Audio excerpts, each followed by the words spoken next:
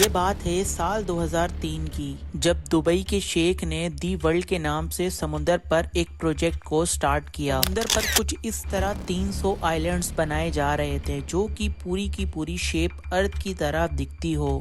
اس project کو دا land of paradise بھی کہا گیا، مطلب اس پروجیکٹ کو جنت کی زمین کا لقب بھی دیا گیا، کیونکہ اس میں وہ سارا کچھ بننا تھا، لگژری ولاز، ہوٹل، جس کا اندازہ بھی نہیں لگایا جا سکتا تھا۔ لیکن یہ پروجیکٹ سٹارٹ تو کر دیا گیا تھا، لیکن آج تک اس پہ کام نہیں ہو پایا۔ دنیا کے بڑے بڑے سیلیبریٹی سے ایڈورٹائزمنٹ کروانے کے بعد بھی آخر دبئی کے یہ شیخ کا خواب ادھورا کیوں رہ گیا؟ آخر یہاں ہوا کیا تھا؟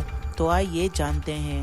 ارتھ نامہ ٹی وی کی انفارمیٹیو ویڈیوز میں ایک بار پھر سے خوش آمدید۔ تو ناظرین، یہ تو آپ سب جانتے ہیں کہ دبئی کے رولر شیخ محمد بن راشد ال مخدوم نے وہ دبئی میں کر دکھایا ہے جس کا اندازہ کوئی بھی نہیں لگا سکتا تھا۔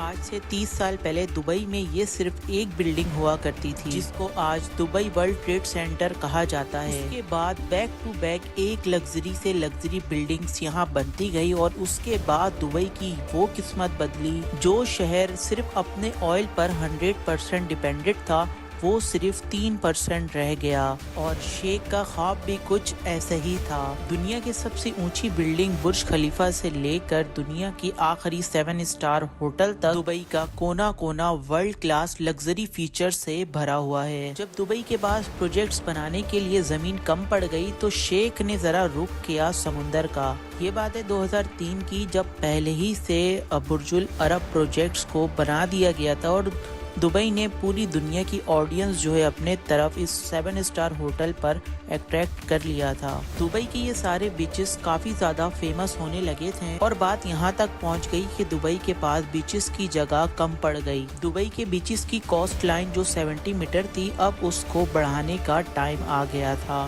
دبئی کا سٹارٹنگ پلان یہ تھا کہ سمندر پر 3 آئس لینڈ بنائے جائیں گے جن کو جب اسپیس سے دیکھا جائے گا تو ان کی شکل بالکل پام ٹری کی طرح ہوگی، پام جمیرہ، پام جبل علی اور پام ڈیرہ۔ 2001 میں اس پروجیکٹ کو سٹارٹ کر دیا گیا اور سب سے پہلے پام جمیرہ پر کام کیا گیا کیونکہ یہ آئس لینڈ سب سے چھوٹا تھا۔ صرف اس آئس لینڈ کو بنانے میں ہی دبئی کی کوسٹ لائن پر 80% اضافہ ہو رہا تھا۔ ان تینوں پروجیکٹس پر تو کام سٹارٹ کر دیا گیا، پر اس کے بعد دبئی کے شیخ نے ایک نیو پروجیکٹ پر کام سٹارٹ کروایا، جہاں پر ایک چوتھا آئی لینڈ بھی بننا تھا، اور یہ ایک ایسا آئی لینڈ تھا جس نے میگنیٹ کی طرح پوری دنیا کی اٹینشن اپنے طرف کر لی۔ یہ پروجیکٹ دی ورلڈ کے نام سے سٹارٹ کیا گیا اور اس میں ٹوٹل 300 آئلینڈز ہونے تھے۔ اس کا شیپ بالکل ارتھ کی طرح رکھا گیا، جس میں ہر کنٹری کے نام سے الگ الگ آئلینڈ بنائے گئے تھے، اور یہ آئلینڈ سمندر کی خطرناک لہروں کو روک کر بنایا جا رہا تھا۔ دی ورلڈ کے پروجیکٹ میں دنیا کے بڑے بڑے سیلیبریٹی اور بزنس مین بڑھ چڑھ کر حصہ لے رہے تھے۔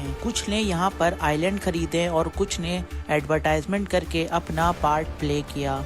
یہاں پر چھوٹے سے چھوٹے آئلینڈ کی بھی قیمت پاکستانی 261 کروڑ روپے رکھی گئی، یعنی $15 ملین، اور بڑے آئلینڈز میں ایک آئلینڈ $50 ملین تک بھی سیل کیا گیا، جو کہ پاکستانی 860 کروڑ روپے بنتے ہیں۔ جس طرح دبئی کو بنانے میں بہت سارے پروجیکٹس میں دبئی کو کامیابی ملی تھی، اس طرح دی ورلڈ پروجیکٹ کو بھی ملی۔ 2008 میں کنسٹرکشن سٹارٹ ہونے سے پہلے ہی 60% آئی لینڈ سیل آؤٹ ہو چکے تھے۔ آپ کے مائنڈ میں سوال تو یہ ضرور آ رہا ہوگا کہ سمندر پر یہ مٹی سے بنے آئس لینڈ کی قیمت اتنی زیادہ کیوں رکھی گئی؟ پہلی بات تو یہ ہے کہ یہ اتنا آسان کام بالکل نہیں۔ سمندر کے اوپر چھوٹے سے چھوٹا آئس لینڈ بھی بنانا بہت مشکل ہوتا ہے، یہاں تو پھر دبئی نے 300 سے زیادہ آئس لینڈ بنائے تھے کہ صرف ایک آئی لینڈ کو بنانے میں اتنی ریت یوز ہوئی تھی جتنا فٹ بال گراؤنڈ پہ زمین سے لے کر اتنا ریت بھر دیا گیا ہو۔ 9 کلومیٹر لمبا اور 6 کلومیٹر چوڑا دبئی کو اس پروجیکٹ کو بنانے میں $14 ارب کا خرچہ آ رہا تھا، جو کہ آپ کہہ سکتے ہیں $14 بلین۔ اس رقم سے دبئی 9 برج خلیفہ یا 14 لگژری 7 اسٹار ہوٹل بنوا سکتا تھا۔ دبئی کے شیخ کو دبئی کی زمین سے نہیں بلکہ اب دبئی کے سمندر سے بھی انکم جنریٹ کرنا تھا۔ یہی وجہ تھی کہ دبئی کے شیخ سمندر پر ایک جنت کی زمین بنانا چاہتے ہیں۔ آخر ایسا کیا ہو گیا کہ اتنے سالوں سے یہ آئس لینڈ پر ابھی تک کام نہیں کیا گیا؟ سب کو یہی امید تھی کہ اس پروجیکٹ کا ڈیزائن ارتھ کی میپ کے حساب سے بنایا جائے گا۔ پھر اس پروجیکٹ کو بنانے کے بعد پتہ چلا کہ یہ ارتھ کی شیپ سے کافی مختلف ہے۔ صرف ڈیزائن کا چینج ہو جانا ہی اس پروجیکٹ کی ناکامی نہیں تھا۔ 2008 میں اس پروجیکٹ کی لانچ رکھی گئی، جس میں دبئی کو فائر ورک سے بالکل چمکا دیا گیا۔ جتنا پیسہ اس پہ لگایا گیا تھا آخر یہ بالکل بے مقصد تھا۔ مسئلہ صرف اتنا نہیں تھا، خالی پڑے جتنے بھی آئلینڈز تھے وہ دیکھتے ہی دیکھتے سمندر کے اندر جانے لگے۔ یہ نوٹس کیا گیا کہ کچھ آئلینڈ سمندر کے اندر جا چکے ہیں۔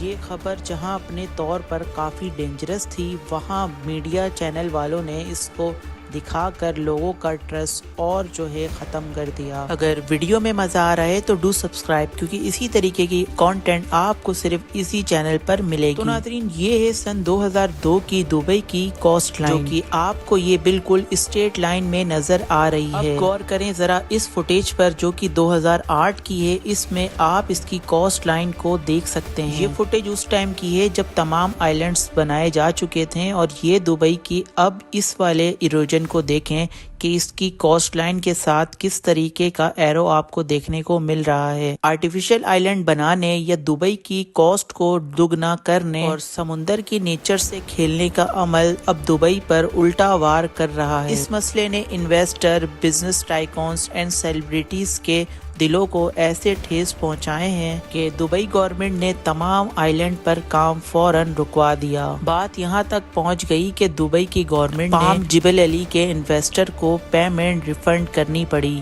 اور پام ڈیرا کے پروجیکٹ کو آدھے میں ہی چھوڑنا پڑا۔ بے شک اکیلے آئلینڈ میں سفر گزارنے کا ایک الگ ہی مزہ آتا ہے، پر اس آئلینڈ میں جو کام ہونے والا تھا وہ آلریڈی پام جمیرہ پر لوگ کر رہے ہیں۔ آخرکار یہ دبئی کا پہلا آرٹیفیشل آئلینڈ ہے جو بھرپور کامیاب ہوا۔ کئی فیمس سیلیبریٹی اپنی پراپرٹیز پام جمیرہ پہ پہلے ہی اون کرتے ہیں، یا وہ شاہ رخ خان ہو یا وہ کرسچیانو رونالڈو، اور کافی سارے بہت جانے مانے نام بھی شامل ہیں۔ اب ایسا بھی نہیں ہے کہ ورلڈ آئلینڈز پہ کام رکوانے کے بعد اس پر کام نہیں کیا گیا۔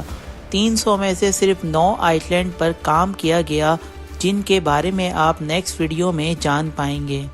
باقی تمام 291 آئلینڈز ابھی تک خالی پڑے ہیں اور آہستہ آہستہ سمندر کی نظر ہوتے جا رہے ہیں۔ دبئی کے شیخ اپنی اس ناکامی سے اچھی طرح واقف ہیں، اپنی اس غلطی کو سدھارنے کے لیے نئی اور جدید ٹیکنالوجی کا استعمال کر کے دبئی کو اور بہترین سے بہترین فیسلٹی دے کر ڈیولپ کیا جا رہا ہے۔ اور دی ورلڈ پروجیکٹ میں یہ 9 آئلینڈ کون سے ہیں، اس پر کیا کام ہوا، اور کیا دبئی گورنمنٹ اس کو دوبارہ ڈیولپ کرتی ہے یا نہیں، آپ جان پائیں گے ہماری نیکسٹ ویڈیو میں۔